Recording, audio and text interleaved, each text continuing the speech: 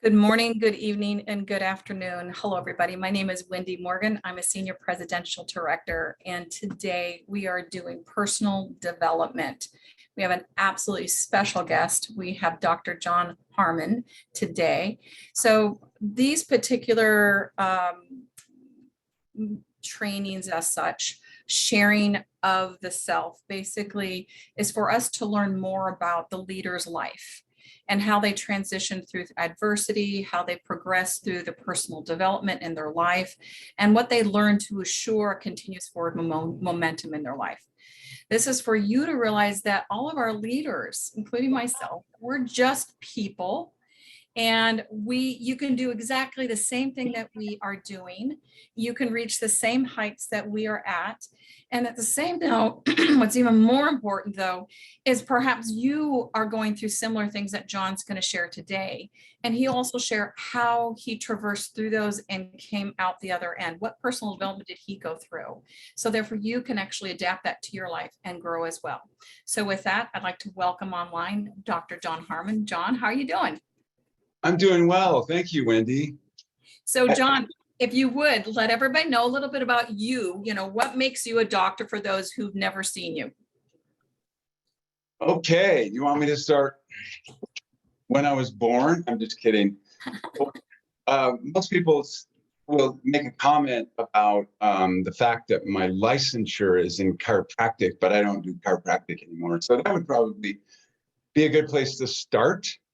I have a practice called Clear Mind Idaho, and we just work on brains now.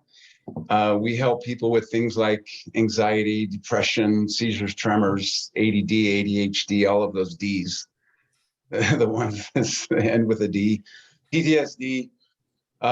We use microcurrent, which if you think about the old style movies, they're going to do electric shock therapy. There's a lot of screaming involved.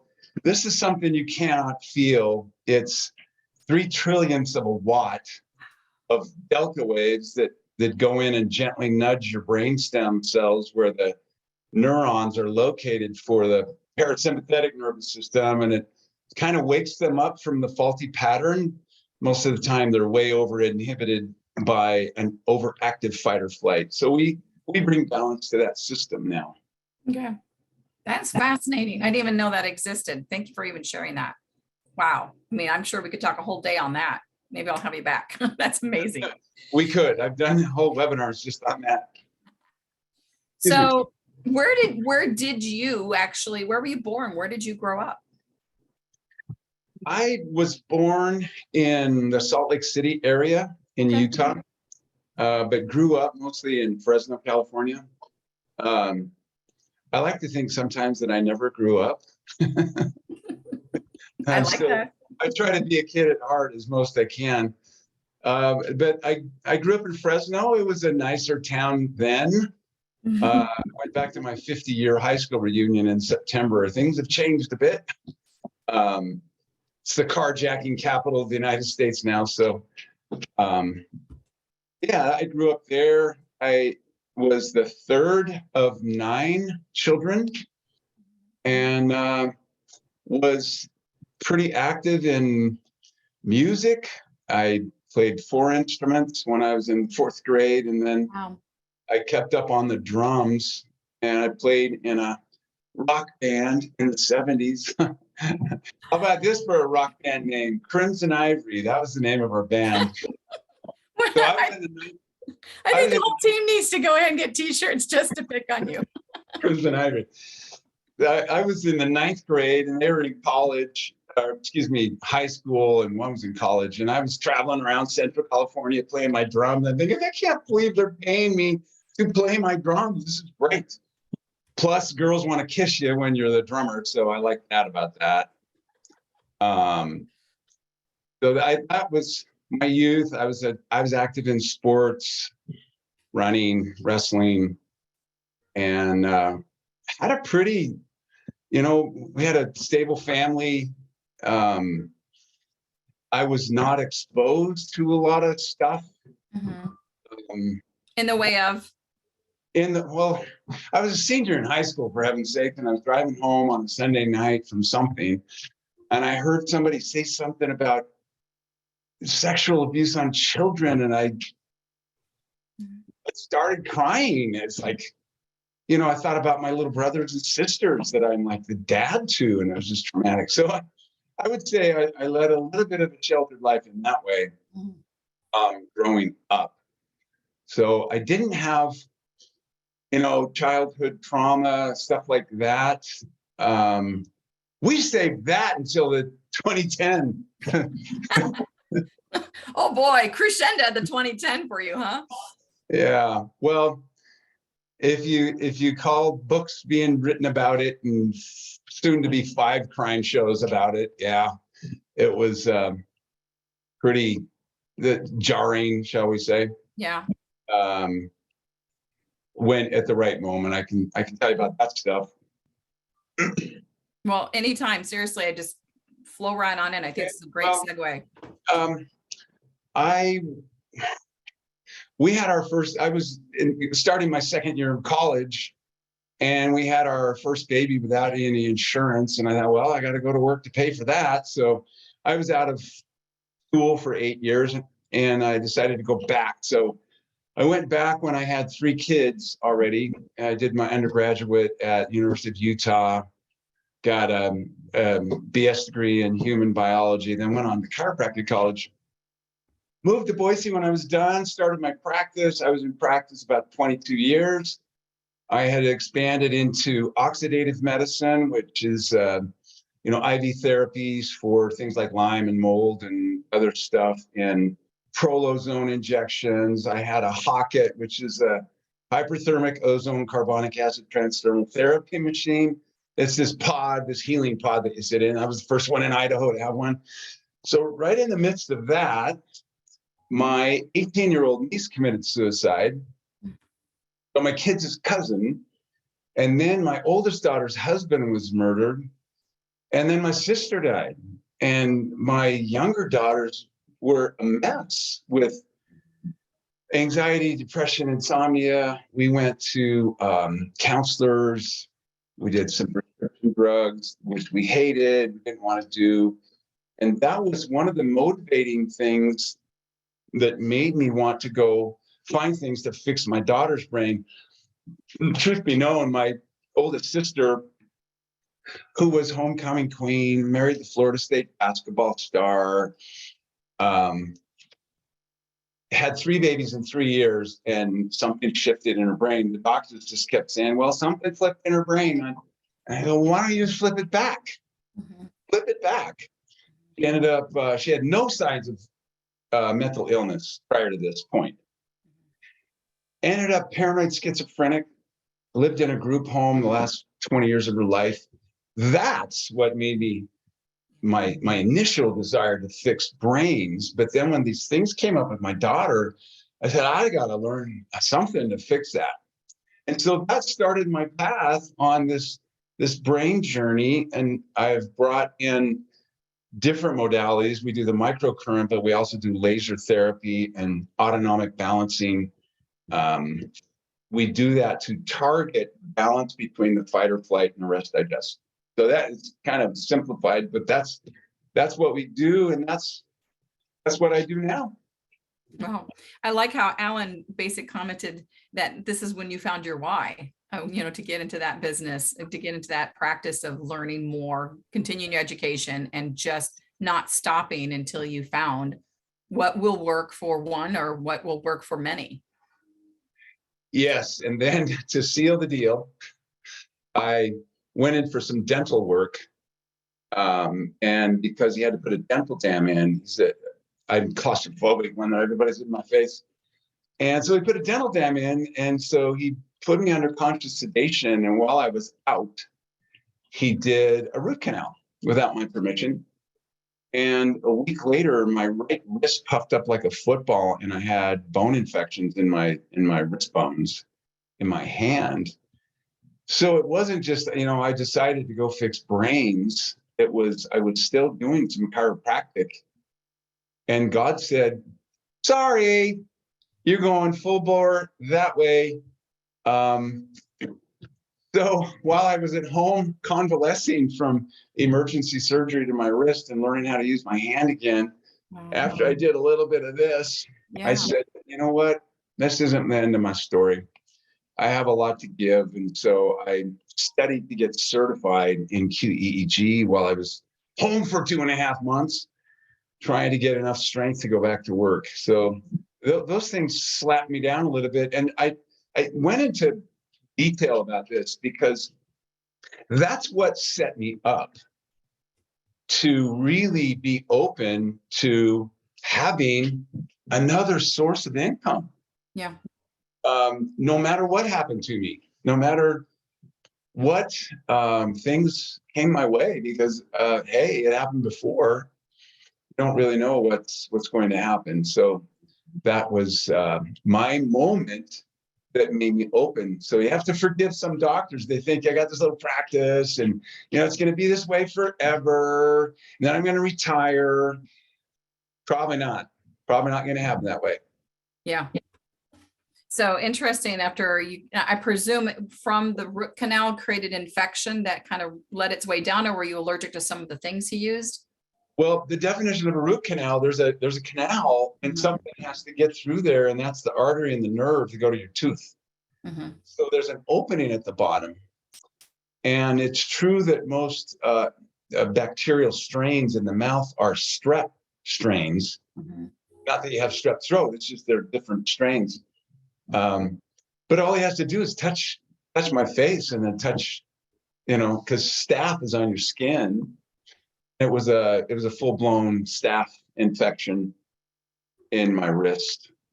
Wow. And so after I got through trying to process that a drummer and a chiropractor can't bend his wrist anymore, because when the cartilage gets destroyed, the body says, okay, bring in the crew, we're going to fuse it all together. So there is no joint. There aren't joints. This wrist doesn't bend. It doesn't bend side to side like this one anymore. So I just had to go a little bit different path. That must have been pretty low time for you. I mean, I imagine that would be hard for anyone to all of a sudden have this issue. And like you said, you're so used to, one, you use your hands, not only for the drummer aspect, the star that you are, but also for chiropractor. I mean, that's kind of essential to use your hands and to be able to manipulate things. So where did you dig down deep to really pull up that to go, okay, enough with, licking the wounds. I know how that is. I've been there, done that. But where did you go from there to kind of go, okay, let's put our, our bootstraps up and let's get going and figure this out. What was that for you? That was a really good way of wording that, because I went through a lot of that. Mourning the loss. I mean, who would ever thought I would be mourning the loss of my wrist? There's a mourning the loss of a loved one, but my hands, I was always known as someone who's good with his hands. I played the bass fiddle, the trumpet, the drums, the piano, and you have to be pretty good with your hands on the drums. And then chiropractic.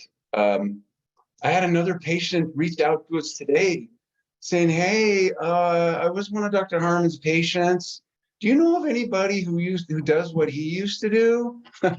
So I could not move past that, Wendy, until I finally separated what I did from who I am.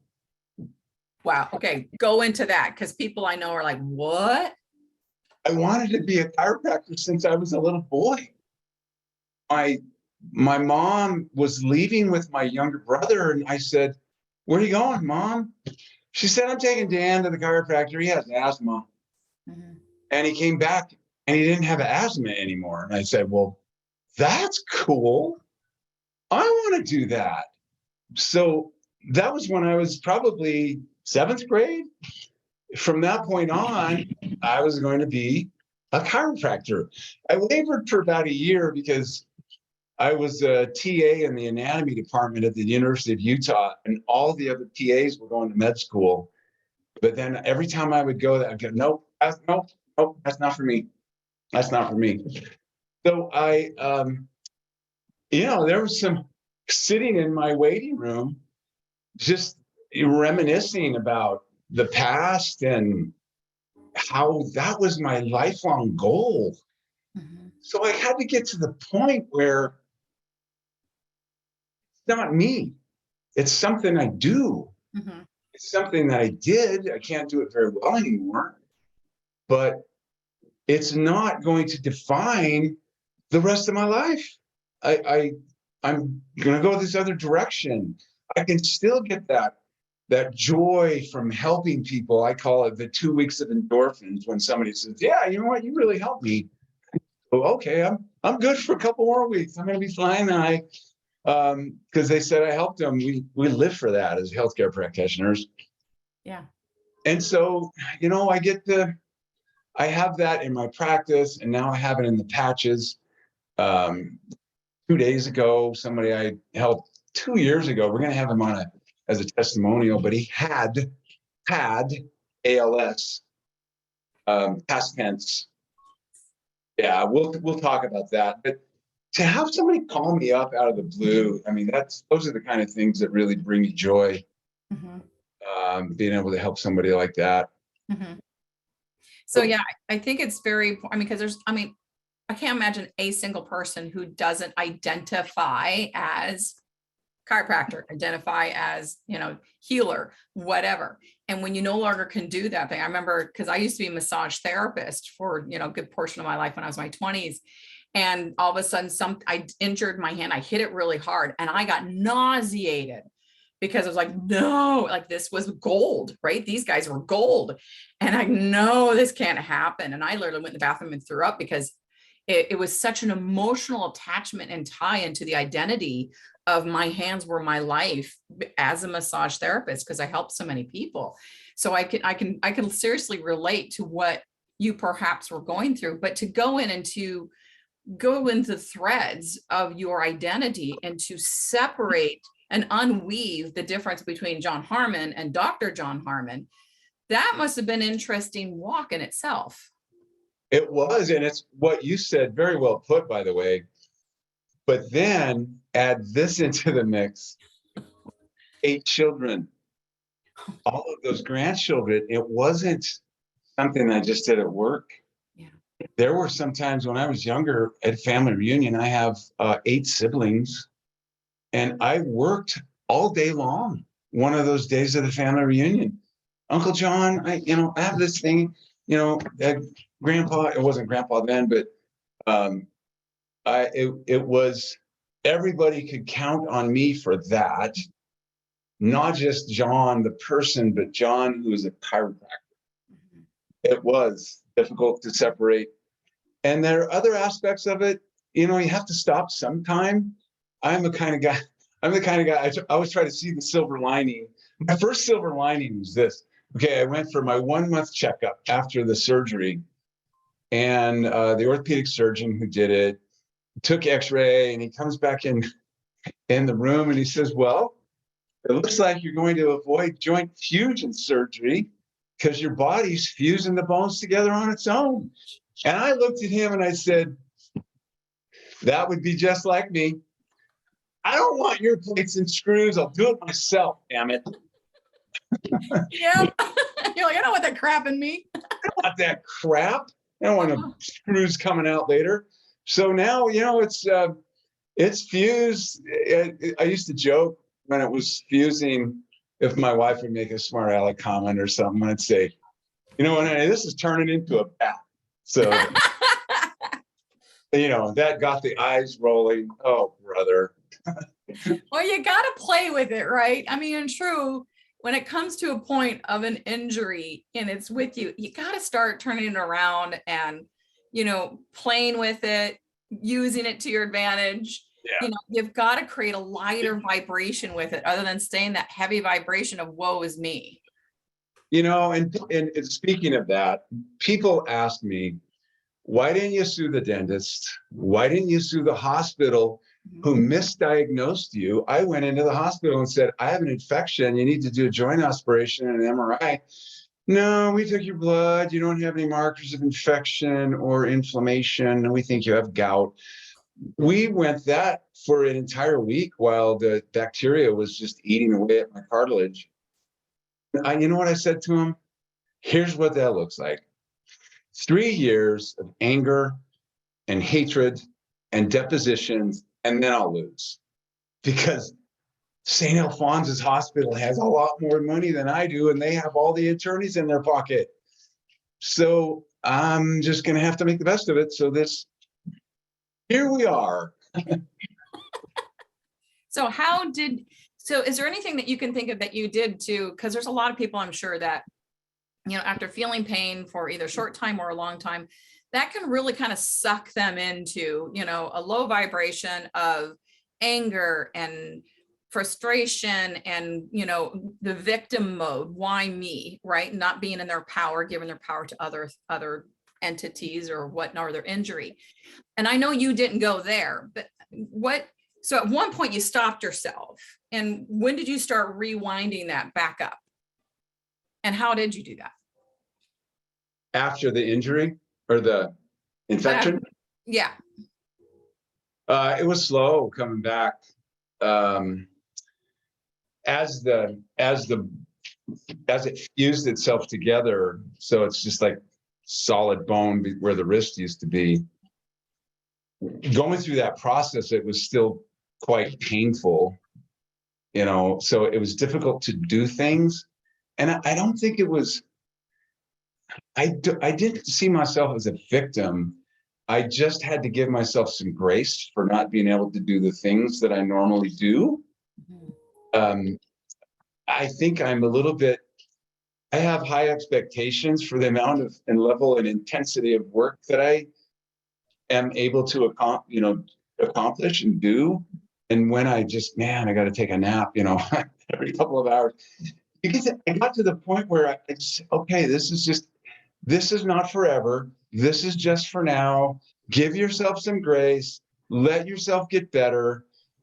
And then, this weekend was tree and trimming weekend. And I was out there, thank goodness for the patches. I mean, it's working all day, no soreness at all. It's, it's a bat now. So there you go. I love that. But there's a time, my son, I think I'm just more like that. My son came to visit me. My oldest son, Josh, is, he's 46 now, but when this happened, that was back in 2017. And he made a comment later that I didn't even think about. He said, you know what, Dad, I came to see you in the hospital. And you know what your comment was? Thank God I have my wife and my family to support me through this. I love that. It wasn't, this happened. I didn't have time to get mad or angry. It doesn't do any good. Nope. I have to find a silver lining. It gave me time to study for my board certification in quantitative EEG. Okay. You're like, well, chapter change. We're now over here, right? Because you are the captain of your soul. I could just read. I didn't have to be moving around, so it didn't sap my energy.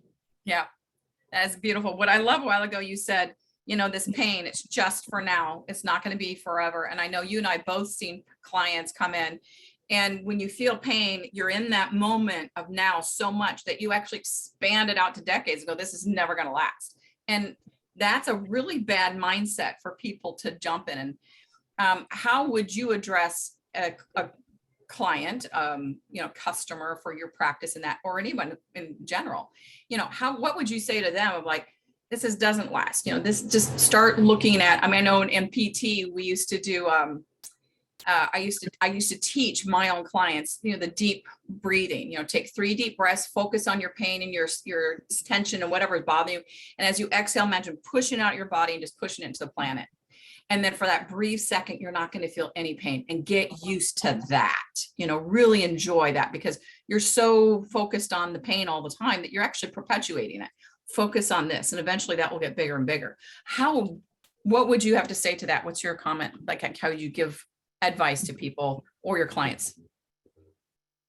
I did a lot of meditation, Mhm. um, especially. So at that stage of my life, my wife and I were getting up at 3:50 every morning, getting to the gym, working out. I was as fit as I've ever been. And I went overnight that I can't use these fingers and I have a pick line on this side, so neither hand can get wet. I can't even bathe myself. Yeah. So at that point is when I started doing some meditation. I would kind of escape a little bit to where I want to be and what I'm going to do. And I had to take pain meds for a while because when your bone's getting eaten up by bacteria, it's not good. It's like 9 bones were breaking at one time. And so what I think the most important thing is what you talked about. I touched on a little bit, is that it's just for now. This is going to heal. My life is going to be different. I had to invent a new way of working out because this wrist comes back, but this one doesn't. You can't work with weights the normal way. It forced me to get creative, to focus on the things that I could do, even if it was really small steps. But what am I? I'm just a chiropractor who can't bend his wrist anymore. That was what I used to say. So it's all about focusing on the little victories that I had. Hey, this finger works a little bit better now. Hey, I can do this. I can pick something up now, little by little. And then I saw other people who were like totally paralyzed. And, I didn't feel so sorry for myself. Yeah. I like the fact that you said basically, you didn't say this first part, but truly it's like, instead of why is this happening to me, you immediately turned around into a power play. How can I make this better? How can I do things better? How can I change things around so they work for me? Which is an action point. That's a power point. That's definitely standing in your power and moving forward. So yes, that was a beautiful statement. So with that, moving on in your life, where would you like to go from here? Well, my goal is to be a senior presidential by convention. I don't know any people who may have seen the Patching podcast last Wednesday. We're doing live events here in Boise now as part of the Wednesday night every other weekend starting out, and then we'll be every week. That's where I'm headed right now. I've been stuck at executive director for, again, I have to give myself grace. I have to do it at your pace when you can. You're going to get there. So some of the things I'd like to say about that being stuck, not really stuck at executive director, but you can still make a good living even at just at the director level. Mm-hmm. You can cycle, you can make 100,000 a year at the director level. So it's not so much about the title as it is setting your family up for residual income. That's the important thing. I have my practice now. I can't, eventually that's going to be sold, because the older I get, the less I want to be indoors. Mm-hmm. I want to be moving about, and my staff knows that. Eventually, I'm going to sell my practice, but I want to be at senior presidential first. Yeah. He's like, I'm working on that one.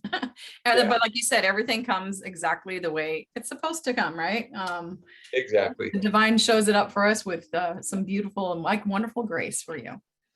What would you say is your weakness and your strength? So how do you amplify your strength and really build upon that? And your weakness, what do you do as far as to work with that and to play with those? My strength is in recruiting. Mm-hmm. I've recruited over 200 people now. My weakness, and some of it is situational because I'm busy with patients, but my weakness is following up. During the day, it gets to be really difficult to do that in between patients, but you get to be a pretty good juggler through texting. You don't have to talk on the phone. I'm not saying doctors can't do that. You just have to get creative and do instant messages and texts and those types of things. Another weakness I would say, since when I started with Lifewave, I just said, okay, I'm doing this. And I just went forward and started recruiting all these people. And then the business built. I have the mistaken belief that everybody else has that staying power. Mm. And then I probably expect that too much, rather than just understanding it's not human nature. I mean, I do that myself for things that I'm not like 100% focused on, where, you know, I need to be brought back to remember how passionate I am about that. And at first, when I started doing Lifewave for the first 2.5 months, the clinic was closed because everybody was getting shamed into closing their business. COVID, April 2020. So we were closed, and that's where I put in a lot of the work at first. And now, as things go along, I can tell the listeners, one of the keys to doing Lifewave is to stay engaged. Even if it's just a little bit every day, or some days, you just go watch one of the patching podcasts. You go to one of the trainings, because the little self-demeaning, self-deprecating little voice gets louder and louder the longer the time period is that you're not engaged with Lifewave. And that's what I've seen in myself over the last 3 years. Those times, you know, I got busy, I wasn't doing a lot of calls, and what happens, Lifewave, the monster of calling people gets huge again, whereas before it's not that big of a deal, but those tasks seem to get bigger and bigger, and then to overcome the fear again and start again, man, why didn't I just stay engaged? Yeah, it's easier to keep, guys. So it's easier to keep the momentum going, right? Mm-hmm. It's like a locomotive, right? If the locomotive just goes one chug, you can stop it pretty easy. But once it gets a lot of momentum going, it's really difficult to start. And that could be for a positive, or that could be for a negative thing. So for John, if he allows that negative or the other mindset, kind of, well, you don't need to do that right now. You can go ahead and work on this instead. That also creates momentum. So it's good to stand in front of that, stop that, so you can create the positive momentum for your business. That's a really good point. Thank you, John. And then people start coming out of the woodwork. Like, you start engaging again, and I was, wow, somebody I talked to 4 months ago texted me and said, hey, I would like to get some of those. And it's all that energy, putting that energy into your business and watch it grow organically. That's another thing I've gotten better at, just organically bringing things up, like asking questions about their health. You don't have to be a doctor to do that. How are you guys doing through this whole, COVID thing or whatever it was? Get them to start talking about health. The key is to know when is the right time to talk about the patches. And if you just met somebody and you're giving them all of this information, I would stay away from that and focus on, hey, I heard about this new stem cell activation technology. Could I send you a link? Don't say anything else. Just send them a link. Get their contact information. Anyway, sometimes when you're doing things organically, like I have to do a lot, sometimes I have a tendency to tell people too much and not just keep it short and send them a video. The video is going to tell a lot better than I do. Yeah, totally. I know with the previous company, I would just like throw up, right? And that just shuts people off. And of course, these days, people's attention span is like 3 to 4 seconds. So it's best to always ask questions about them so they know, oh, I'm interesting and you're really interested in me. You really are concerned. And yeah, that definitely keeps the conversation flowing so you can share. Absolutely. And Go ahead. I was just going to say, and the key with that is to know that that time might not be that first exposure for you, and to know when to not bring it up yet until you build a little bit stronger relationship and then introduce it. Yeah, really good. So I'm going to go to one of the chat because Gloria says, how do you gauge on how to let go of a follow-up that hasn't responded in 5 months? She said, I trust my gut and I have people like that hop back on, but have a hard time telling when the door is actually closed. But that, I tell you, that's a perennial problem. That's tough because you don't want to be a pest. But it's kind of like me when I was in the dating world. If somebody doesn't return a text or a phone call, that's all they got. I think you don't want to be with me. Okay, I'm not going to bug you. Yeah, signing out. That might be a little too easy with Lifewave, but if somebody doesn't answer a text, me, it's disrespectful. And I've had doctors do that to me. I've had doctors I gave product to ghost me. I had a contact through it's a blood lab. I know the rep really well. She gave me some referrals. She referred me to this doctor who owns 100 clinics. 100 clinics, and he has all of his trainers coming to town. So we talked, and he wanted all of his trainers to experience all of the patches. So I sent him $550 worth of patches. I never heard from him again until he friended me on Facebook. We've never had a conversation. Yeah. Those things, if you don't have in your mind things that could possibly come up that won't affect you, it's not going to affect me. If my personal, testimonial isn't strong enough, those things will blow you right out of the water. Where you have these little disappointments and things like that. But back to that question, I'm the kind of guy, if they don't answer me 2 times, it may be 3, 4, 5 months before I go, hey, just following up. And if they don't do it after that, I feel like I'm groveling. Absolutely. I got to ask this question real quick because one of the gals is getting ready to jump off. She wanted you to reiterate your Boise event or exactly what's going on Wednesdays that you're doing again. Okay, so we're doing a local event with live audience, and I'm doing half of the.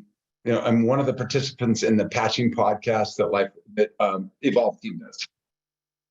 So every other Wednesday we did it last Wednesday. We're doing it not tomorrow, but the next Wednesday. At first, we might go to every week. We'll see, but then we'll be interfering with David's, or the corporate call. So we've got to figure something out there.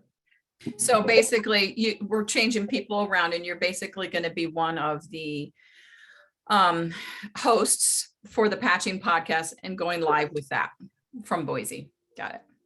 All righty.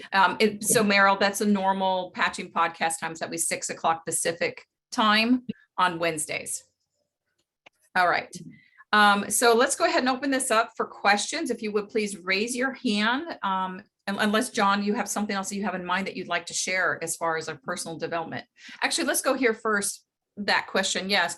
But also, are there any particular books that really help enrich your thoughts, expand your mind, and really ground you into your spirituality? Because I know a lot of us are very spiritual. We very much know about creation, and we create the things at which we draw into our lives. So yeah, let's go there. Yeah, one book that I do Audible books, and I'm listening to it over and over right now. is the Four Agreements. Love that one. And the reason I like that is because it gets down to the real core. Mhm. Why have I not been able to do this? Because it's an agreement I made with myself subconsciously that I'm not good at that, or I can't do that, or somebody said this or that. When we make these judgments about ourselves, and then it's now an agreement. I tell you what, I'll never bring that up, but you'll never do that again. So if you can get that, if you understand that, and then break all of your previous agreements. Some people have made an agreement that somebody said money is evil, so they're never going to have it. They have to break that agreement, and the more agreements we break that are from our past, the more freedom we will have to succeed. And it's a short book. There are 4 agreements. We won't go over them now, but I want to encourage anybody who keeps asking that, why can't, or why haven't I been able, or whatever, what is holding me back? I do these positive affirmations.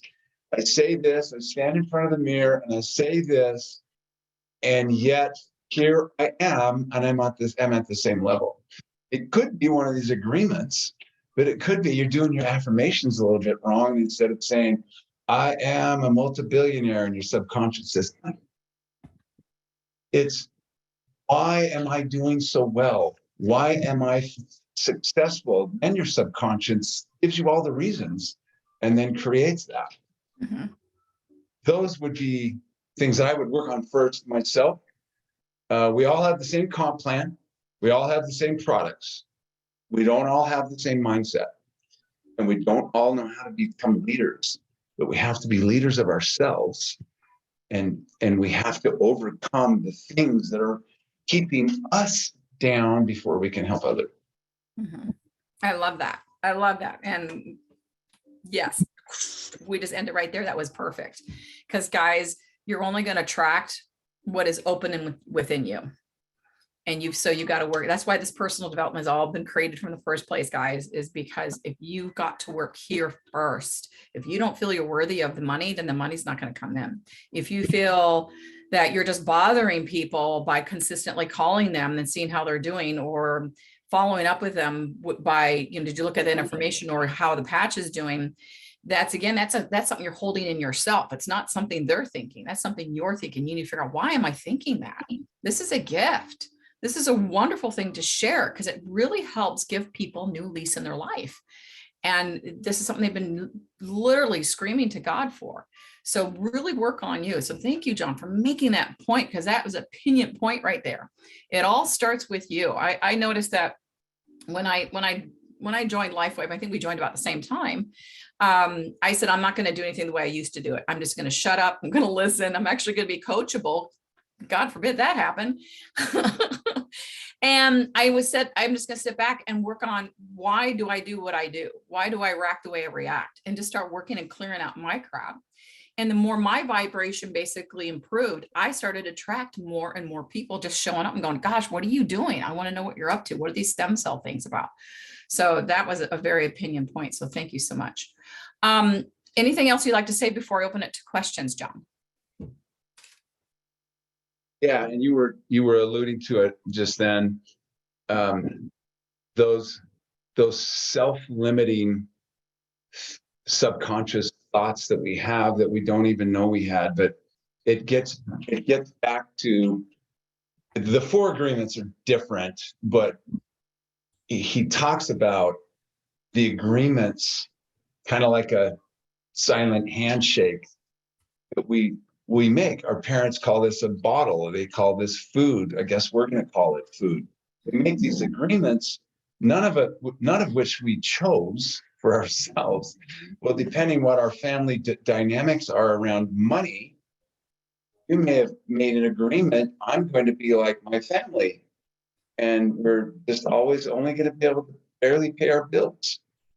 So until you go in and break that agreement, that family agreement that everybody in certain families, and I've seen it in some of my patients, the grandpa never had to pee in. The dad the kids and the grandkids. It's generations. It's not that they're bad people. It's just agreements that were made subconsciously. This is how we live. So seek to go in and break the agreements that are in there that hold us back, and we will have that success and we'll attract those people. Yeah. Yeah, thank you. And that could go into, guys, like another 2-hour conversation. So I'm not going to touch that one. Gosh. All right, everybody. So go ahead. You can, I guess, raise your hand. It'd probably be better. But if you need to just unmute yourself, or if you have any questions, throw them in chat. If you're shy, we're just going to wrap this up very shortly. So if you do have any questions, feel free to, raise your hand, and you can ask Dr. Jon Harmon himself. He doesn't bite. He's a real great guy. I don't know. Oh, that's hilarious. Heidi's got that book right up in front of her. Oh yeah, there she goes. Good job, Heidi. Heidi's like, I unmute yourself, Heidi. Hi. Thank you so much for sharing them. Why don't you do it again? Share the book, Heidi. Now that you're, and then talk while you're showing it. Yeah. Well, actually, this book, I wonder if I've written in it. This has been on my shelf for years. And I haven't read it for a long time, but I knew exactly where it was. So I went and grabbed it. So I'll start over again, Dr. Harmon. You've inspired me. It's Thank it's an easy read. It's pretty short. Yeah, it is. Very powerful. Yeah. Yeah. Just a matter of getting out of our own way. And that own way is what has been in from using this book, Agreements. I use programs, same exact thing. What we agreed to adapt as a program within our consciousness and our subconsciousness to say what we have to do, or way we have to behave, or what we have to believe in. And a lot of those are untruths. They're false. They're not. They're just our parents who reacted in the moment and from their parents, and they just basically loaded it down onto you, or siblings. It could also be teachers. It could be anybody. It doesn't necessarily have to be parents, but it's things we agreed to agree upon, and we hold it as truth within ourselves. All right. So Jay says, what is one of the coolest things you have learned about the way the body is designed? Got a question for me? Yes. Yes. Oh, wow. That the body can heal itself, given all of the right things, and not being influenced by all of these artificial things, the body, and that we have things that have been given to us, and plants and herbs and other things to help us heal. And I'm going to say something bold.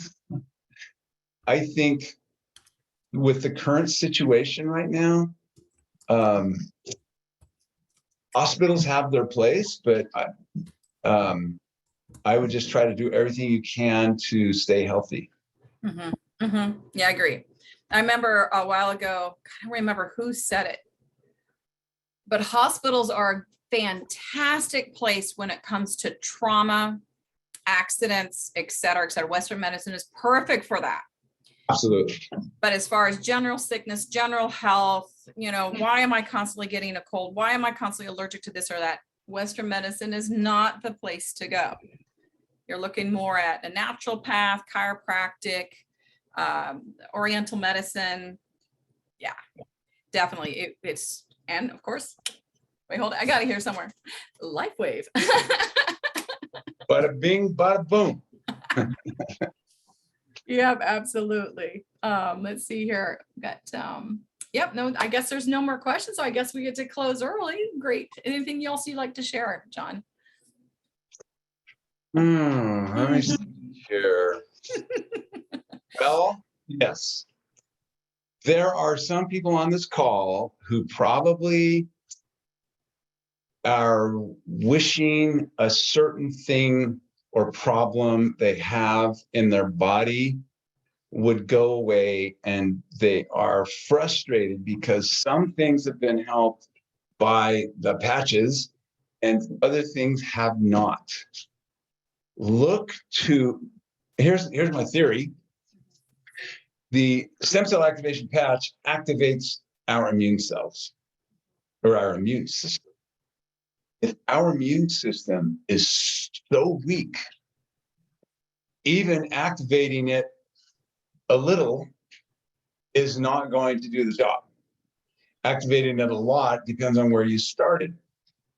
Sometimes you need a little assistance. I'm going to put it out there. That most or all diseases are caused by some long-term exposure to a pathogen. Bacteria, virus, fungus, parasite. Google or go to PubMed and type in cancer caused by viruses. What do you think? HPV, human papillomavirus. Yeah, it causes cervical cancer. Well, long-term exposure to something, there are some miracle, simple things that you can do to assist the work of the patches with chlorine dioxide, DMSO, and calcium hypochlorite. That you can have on hand. They're cheap. They can do the job that maybe your weak, over stressed out immune system isn't able to do yet. If you go to the Universal Antidote Telegram app, there are all kinds of videos. I can send you a PDF, but you can make your own stuff at home to kill pathogens like that. Maybe somebody's had an overgrowth of candida their whole life and they've tried everything. The patches they think aren't working, but it's your immune system that's not working. Even though it activates your immune system, it might be so weak that it still can't do it. So there's chlorine dioxide, there's DMSO, dimethyl sulfoxide, and there's calcium hypochlorite, which is pool shock. Why do they think they use it in the pool? Because it kills 99.99999% of everything. And if you use it in small doses, you can wipe out that stuff. And then now the patches can work for you because you actually assisted your immune system. So only because I've had a reaction. So DMSO is fantastic, guys. There's so many applications. They're great for decreasing bone spurs, a whole lot of other things. However, that being said, there is a small population that can't really tolerate it as well as others, and it gives them headaches. What do you have to say about that, John? Because I'm one of those people. And by the way, guys, if you do use the because it's something you put on your skin, it does bring like a garlicky taste to your mouth. So please, any thoughts there? Because my dad used DMSO the whole time, and because I came from this world, using other stuff. You can use it and get some gel caps and use very, very small dose and by mouth. Yeah. The same is true with chlorine dioxide. You have to start really, really low because it's really, really powerful. And so you're doing like a quarter of a drop dose. Got it. Start out because it will kill stuff, and you think a Herxheimer reaction, with the patches. You have to go really, really slow on that. Mm-hmm. And you remember that bone infection I had? Well, that same tooth abscessed up into my sinus. And it got, I think it got into the bone. It's so difficult, and this is why I bring this up. It's so difficult to get antibiotics into bone. I had to have 60 cc's of antibiotics given to me through a PICC line in order to kill that staph, because there are miles and miles of canaliculi in bone where bacteria can hide. So I had infection in here. I started putting it up my sinus. It actually chased it out of my skin. Started coming out from inside of that bone. Wow, that's intense. Yeah. I wanted to bring that up because there's no conflict with the patches. It actually helped your body, boost what you aren't able to do because your immune system is so compromised, or you've been so weak, you've had this chronic infection. Biofilm is the big thing where all of those things live. And if you can't break through that, your immune system can't even get to it. So do one of those three things actually break down the biofilm? Yeah, chlorine Awesome. dioxide. Also, chlorine dioxide, dioxide means 2 oxygen. Mhm. When it reacts inside your body, you end up with oxygen out in your tissues, which is always a good thing. Mhm. And it oxidizes biofilm. It oxidizes the bonds between chemicals, so they're no longer toxic. So it's a good detoxer as well. Beautiful. Yeah, people, I mean, everybody, you don't realize that our immune system is a small fraction of what it can be. We have been so stepped upon with toxins and everything else in this world that if this was our greatest potential, and this was like 1 million, we're seriously down here, guys. Yeah. And it's just, thank God for the patches, right? Because we need this arsenal against what we've been bombarded with for decades to centuries. And Wendy, I'll send you the 2 PDFs that I have. They're Okay. quite lengthy, but it tells all about how to use all of those and go Beautiful. slow. And you could blast it out to people if you'd like. Yeah, what I'll do, everyone, so in this recording is uploaded in the Evolve team on Telegram, but it's also uploaded in the Evolve Personal Development and Training in Telegram. I will share those in that group. So I will put a link as to how to get to that group so you can see those papers as such that John will share with me. All right, I'm gonna, Alan, if you would unmute yourself and share your question. Yeah, it was more of a statement that the doctor brought out. It hit me in my heart. My parents were raised right after the Depression. They were raised up in the 30s and 40s. And that mindset of the Depression mentality of get a good job with benefits to just get by was ingrained in my family and others. And you just open that right up. I thank you for. You're At welcome. 2 years old, I realized that just saying I can do this, I can do that, I got to get over to I will do that, and I am doing that. Alan, go in, break those agreements. The more agreements you break with your past, the more success you're going to have. That's what I got out of you, doctor. I thank you much. You're Appreciate welcome. it. So my question really wasn't a question. It was just that you blessed me, and I'm sure a lot of other people on this call. Good. And I'm going to carry it over to my 3 kids too, and grandkids. 2 weeks of endorphins for me. That's great. I'm gonna say, John right now is flying on Sky 9, man. 2 weeks. That's great. Yeah. Thank you much. You're welcome. Oh, you guys probably got to scoot. I got to go back to my office. So thank you so much for having me on today, Wendy. Thank you so much for coming on. See, guys, he's just a normal guy and he's really fun to hang with. All right. Well, you have yourself a lovely day. And next week, guys, we will return with the training. I have no idea what it's going to be at the moment, but nevertheless, thank you again, John. Really appreciate your time that you are shared with us today. Really appreciate that. You take care. I think he went off already, guys. All right, guys. So it's a pleasure seeing everyone. And yeah, enjoy your day. Bye all. Thank you. Yeah, thank you so much, Heidi. Oh, you're welcome. My pleasure.